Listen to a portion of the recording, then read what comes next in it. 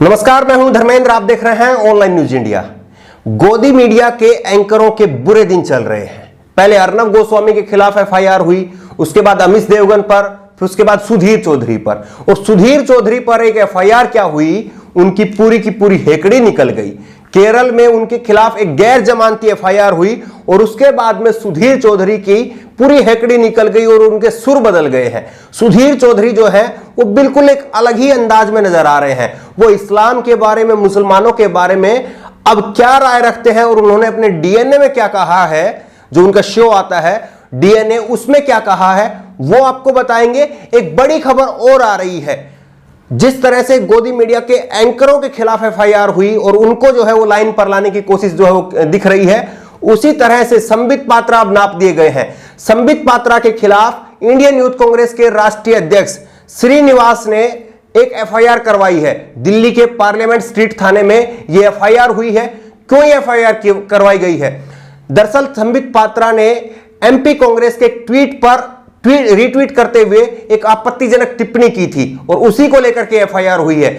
संबित पात्रा ने पंडित जवाहरलाल नेहरू और राजीव गांधी को लेकर के एक आपत्तिजनक ट्वीट किया था और उस ट्वीट के बाद में यूथ कांग्रेस के राष्ट्रीय अध्यक्ष श्रीनिवास ने इस पर संज्ञान लेते हुए कहा कि पूर्व प्रधानमंत्रियों के बारे में इस तरह की गैर जिम्मेदाराना और अभद्र टिप्पणी जो है वो बर्दाश्त नहीं करेंगे और उसी को लेकर के उन्होंने उस पर एफआईआर की है और अब उन्हें कोर्ट में देखने की बात कही है। बीजेपी का प्रवक्ता संदीप पात्रा के खिलाफ आज हमने कंप्लेंट लॉन्च किया है।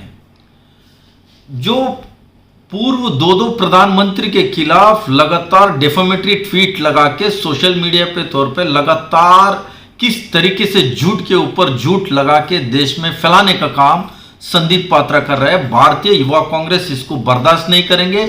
हम जानता है आप बहुत बड़े झूठ फैक्ट्री का मालिक है। हम लोग आपके खिलाफ लड़ेंगे, सी यू इन कोर्ट। इससे पहले इंडियन यूथ कांग्रेस के ही राष्ट्रीय प्रभारी अमरीश पांडे ने पालघर घटना में सांप्रदायिक रूप देने को लेकर के अर्नब गोस्वामी के रिपब्लिक टीवी चैनल का लाइसेंस रद्द करने की एफआईआर करवाई है।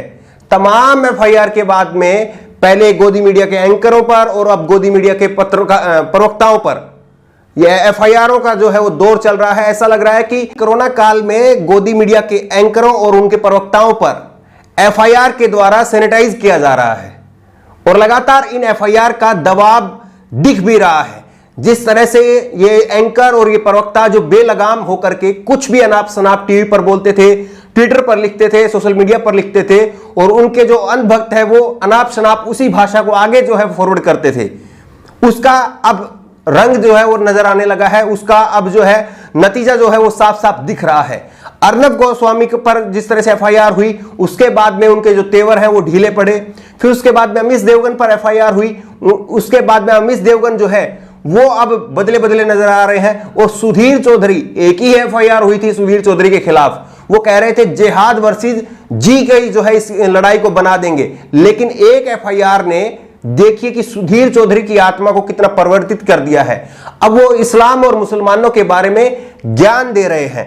क्या ज्ञान दे रहे हैं वो वीडियो वायरल हो रहा है। सुधीर चौधरी ने अपने डीएनए में मुसलमानों और इस्लाम के बारे में क्या कहा है, जरा एक नजर आप भी डालिए। देखा आपने कि सुधीर चौधरी जो है वो अब किस तरह से उनकी आत्मा परिवर्तित हो गई है। अब वो कह रहे हैं कि इस्लाम जो है वो हिंसा करना नहीं सिखाता, इस्लाम हिंसा करने का पैगाम नहीं देता। तमाम जो है मुस्लिम धर्म के, इस्लाम के अच्छे पहलुओं को खोज खोज करके अब वो बता रहे हैं। सोचिए वही सुधीर चौधरी हैं जिन्होंने इस्लाम के नाम पर और मुसलमान के नाम पर कितना कुछ जो है वो प्रोपेगेंडा नहीं किया और शायद इसी का नतीजा था कि इनके खिलाफ एफआईआर हुई और एफआईआर के बाद में सुधीर चौधरी किस तरह से बदले हुए नजर आ रहे हैं। अब पूरी तरह से दूध के धुले जो है वो सुधीर चौधरी नजर आ रहे हैं। क्या एफआईआर ही जो है इन गोदी मीडिया के एंकरों को और प्रवक्ताओं को लाइन पर लाने का एक रास्ता है? क्या एफआईआर के बिना ये नहीं मानेंगे? क्या एफआईआर से जो है ये गोदी मीडिया के एंकरों पर फर्क पड़ रहा है? आपको क्या लगता है? आपकी राय क्या है? क्या आपको लगता है कि जिस तरह से एफआईआर लगातार की जा रही है इसी तरह से इन नेताओं के खिलाफ में, अब संबित पात्रा पर भी एफआईआर हो गई है, इन नेताओं के खिलाफ में और इन एंकरों के खिलाफ में क्या इसी तरह से एफआईआर की जानी चाहिए या नहीं? आपकी राय क्या है नीचे कमेंट बॉक्स में अपनी राय जरूर दें और इसी तरह की तमाम खबरों के लिए ऑनलाइन न्यूज इंडिया को सब्सक्राइब करें। धन्यवाद। इस खबर को अभी लाइक करें, शेयर करें और ऑनलाइन न्यूज इंडिया की सभी खबरें अपने मोबाइल फोन पर सबसे पहले देखने के लिए अभी चैनल को सब्सक्राइब करें और घंटी जरूर दबाएं।